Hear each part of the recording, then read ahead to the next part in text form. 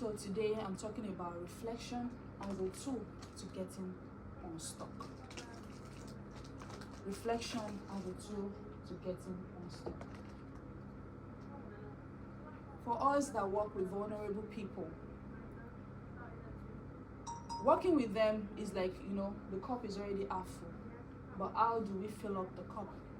How do we create a better life for ourselves and a better life for our customers? They're already halfway through, as far as I'm concerned, being able to have access to us. And if we're able to live reflectively, then we can also help our customer.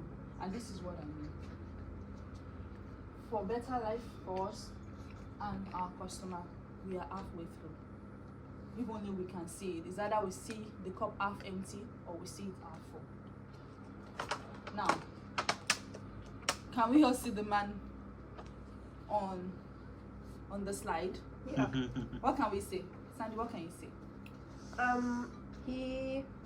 He's kind of weak at the moment, Okay. but he wants to be strong. So he's like looking at himself, like looking at his goals, what he wants to do, where he wants to be. Yeah. That's what I think. He's Okay, ambitious. what about you, Charlie? He's Yeah. ambitious. He's ambitious. What about you, Becky? What can you say? Something that he wants to be in the future. Okay. Katie, what can you say? The cat's a cat, but he sees a lion. Wonderful. What can you see, Kelly? Potential. Potential. Amazing. So, you're all correct. How you see yourself is how other people will see you. Imagine this bald-headed guy with a pot belly, and he walks in here and he exudes the confidence of a guy with six packs, borderline cocky. Yeah. And like, what's your deal, man? Like, you don't look the part, but he's acting the part. And most often than not, that's what we help our customers to be: confident, believe in themselves. You understand? Like, have self-confidence, positive self-image, help them. That's what we are already doing, and we're doing a fantastic job. We are doing excellent, like, as in, we have done more than enough than what the society expects of us. But what if I told you that there is room for more? What about the process of actually becoming the man in the mirror? What will it take the pot-belly, bald-headed guy to become the six-pack guy that walks in that all the girls are doing? Woo! What a guy! Working hard.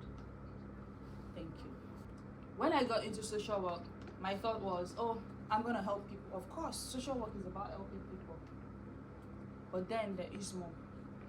When you help people, how do you help people? Do you leave them at a level, or is there room for more? Is there room to actually get them from where they are to where they want to get to?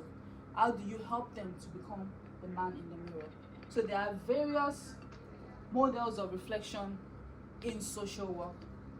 But today I'm going to be focusing on the Gibbs reflective learning cycle, the Gibbs reflective model. And it starts with describe what happened. It's something you can use for yourself, and it's something you can use for your customer. Talking about the process of you just see yourself in the mirror, but how do you become the person in the mirror? What steps can you take to become the man in the mirror? So, can we see that? Another reflection. So this is, one can see this as, can somebody tell me what they can see in that picture, as opposed to the first one that we saw? How he was before, what he's achieved to where he is now. Exactly. So, the question is, where will you be 10 years from now? When you look back, what would you say you did in the last 10 years? Because I'm sure everybody here has at least the last 10 years of their lives. If you look back now, all the things that you said you would do, that you would become, are you there today? That is the process of becoming. Because truly, you can't give what you don't have. And the journey of transformation to become the man in the mirror, it's a process, and you have to be willing to put in the work. For me, one of the things that I've learned is the fact that there is room for more. There is always a gap. And what is the link between you and the customer? How does what you do affect the customer? If you don't become, how can you help them to actually become, beyond helping their self-esteem, beyond helping them to get their PIP, helping them to apply for their universal credit? What is happening on you in your own life? What internal journey are you having by yourself? The theory of transference and counter-transference. The fact that whatever you are thinking, you can actually project it on the other person. And whoever you are, you can actually, it's like a superpower, but we don't know that we have it. And that actually happened to me, I think, when we went to the prison, and I was recounting my experience. And she said, oh, the fact that the man could feel respected, the fact that he could feel appreciated, was a case of my mental space, and I was able to transfer that onto him. So also, if I was feeling something negative and I was judging him and I was being prejudiced, he would feel it, no matter how well I tried to, you understand, quote my perception of him. So that's just the theory of transference and counter-transference. So back to what we've been talking about. Who are you on the inside? And are you able, imagine if you are moving in your own life, you cannot leave this man behind. It's easier for you to actually take him along. But imagine if you are also stuck in your life and you are not making moves. You don't have a goal ahead of you. You don't have a dream. You don't have a vision. And you are also headed nowhere. It will be like a pack of crabs sitting in a basket. As one is trying to leave the bucket, the other one's pull it back now. But don't be the crab. You can actually step out of whatever situation that you are and decide where you want to go. And then that way, you can actually help your customer to become the man in the mirror, because also you are having a reflective journey and you are seeing who you want to become and you are taking steps towards becoming. So there was something I discovered also, the placebo effect. When they are trying a new drug, they give some people the real thing and then they give some people the fake thing. But some people that are giving the fake thing, they start saying, oh, I feel better, because in their mind they believe that they've been given, because you would not be told whether you're getting the real thing or the fake thing. But the placebo effect is that your mind can actually heal you and help you to feel better. So there's a whole lot that we can unpack here, but you can always, go out more, and if you're interested in this, transference and counter-transference, how what you're thinking in your mind, you can transfer it to other people, and how, something that's seemingly bad, somebody can start feeling good about it because they didn't know that, oh, they were not given the original drug, but because in their mind they conditioned it that, oh, they are getting the original, then they are able to at least move a step forward from the pain that they're probably feeling. What are you saying no to get to where you want? What are you willing to go through to become the image of who you see in the mirror? So that when you're having a reflective journey 10 years back, what will you see in the mirror? What would your trajectory have become? What do you think he is saying? Does anybody know this man? I have a dream. Please say it loud. Martin Luther King. What did he say? I have a I have a dream. dream. What did he say? I have a dream. And what happened to the dream? It happened. It did happen. But you don't have to wait 50 years to make your dreams come true. And it doesn't have to happen in the next generation. The only problem is it's gone backwards now. That's not the problem. I didn't hear what you said. I said it's gone backwards now. It's gone backwards now, but let's just focus on Martin. Let's focus on Martin and Barack Obama. But imagine he didn't know that it was gonna happen 50 years down the line. But it's gonna take time. But it doesn't have to take 50 years. What you want to do, you want to get a degree, you want to become a professor. There is always a map to anywhere that you're going to. But you just need to know what the route is and take the first step. Because the journey of 1,000 miles begins with what? A step. It just begins with one step. So who did you tell yourself you would become 5 or 10 years ago? Have you taken steps towards it? Have you taken baby steps? Have you asked questions? Have you gone to that place to make inquiries?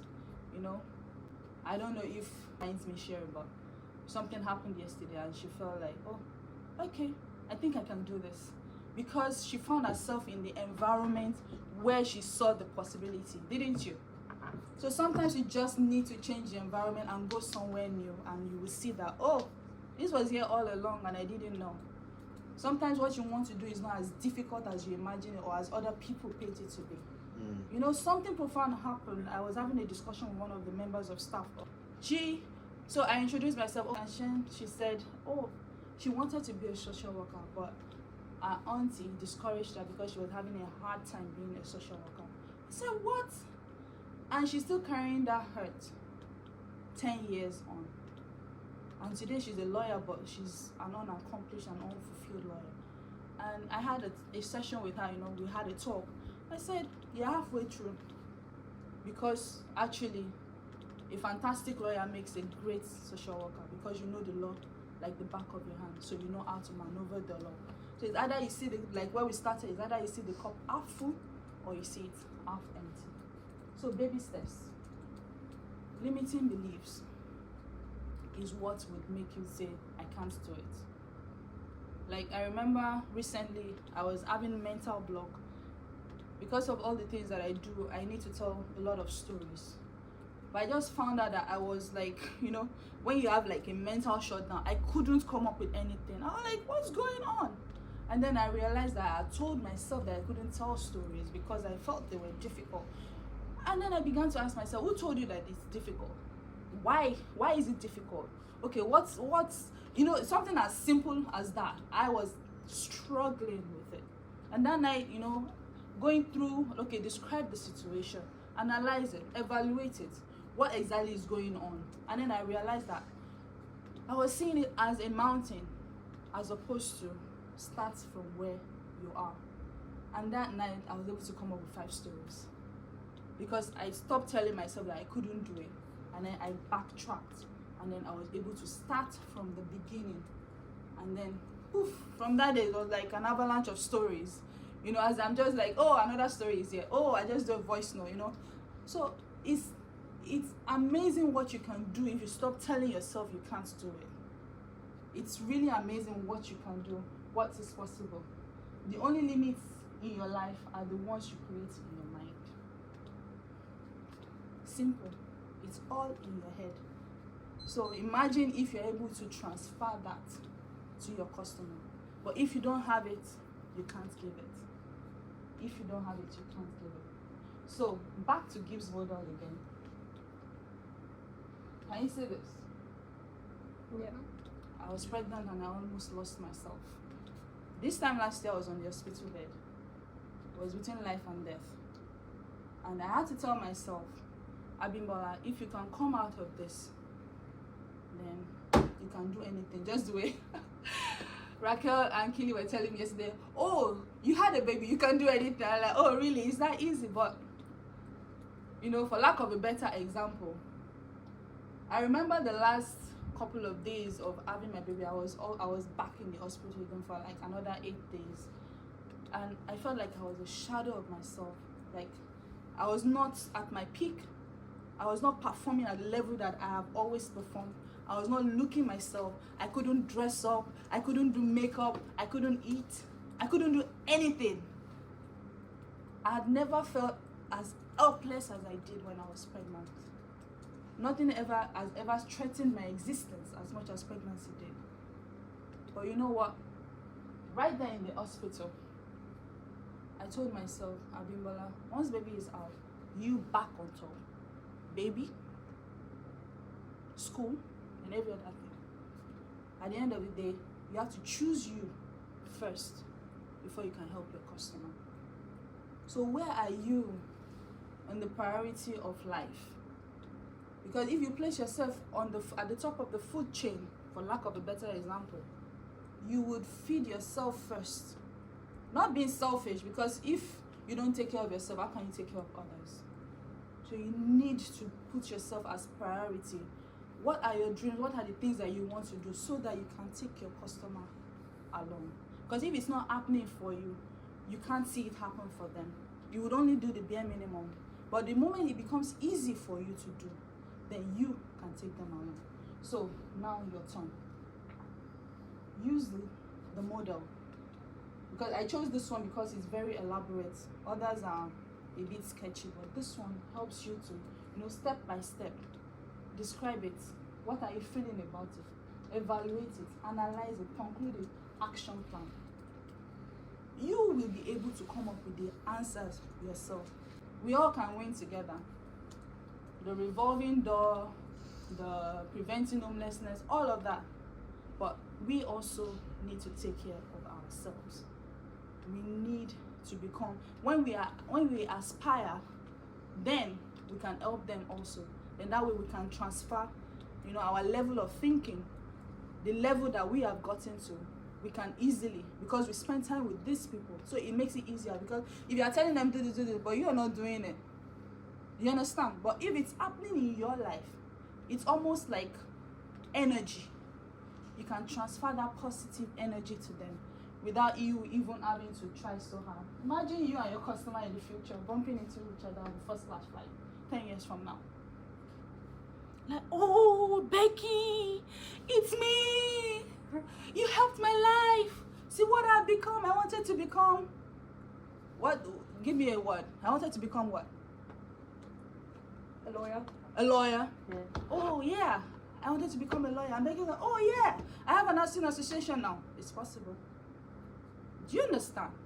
10 years from now, you and your customer, and you just bump into each other on the first class flight, and then you're like, wow, dude.